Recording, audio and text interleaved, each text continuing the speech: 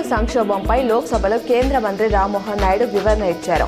IndiGo సంక్షోభంపై విచారణకు ఆదేశించారు. ప్రయాణికుల సిబ్బందికి యాజమాన్యాలే బాధ్యత వహించాలని, ప్రయాణికుల భద్రత ముఖ్యం, ఇప్పటికీ డీజీసీఏ నోటీసులు జారీ చేసిందని తెలిపారు.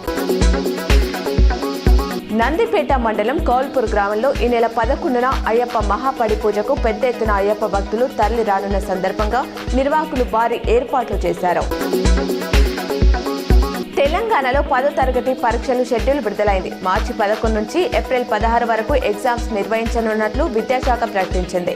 ఉదయం 9:30 గంటల నుంచి మధ్యాహ్నం 12:30 గంటల వరకు పరీక్షలు జరగనున్నాయి.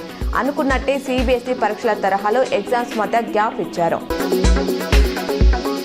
పంచాయతీ ఎన్నికలో కీలక ఘట్టానికి తెరపడింది. తొలి విడత ఎన్నికల ప్రచారం ముగిసింది. నెల 11న ఉదయం 7 గంటల నుంచి మధ్యాహ్నం 1 గంట వరకు పోలింగ్ జరగనుంది.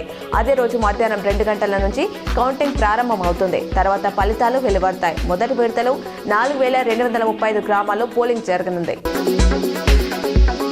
తొలి విడత పంచాయతీ ఎన్నికలు ఈ నెల 11న జరగనున్న నేపథ్యంలో బోధన్ డివిజన్ పోలీసు అధికారులతో నిజామాబాద్ సిపి సాయి చైతన్య మంగళవారం సమీక్ష సమావేశం నిర్వహించారు. ఈ సందర్భంగా ప్రతి ఒక్కరూ ఎన్నికల నిబంధనలు పాటించాలన్నారు. సమస్యాత్మక, అతి సమస్యాత్మక ప్రాంతాల్లో పటిష్టమైన పోలీస్ బందోబస్తు ఏర్పాటు చేయాలని దిశానిర్దేశం చేశారు.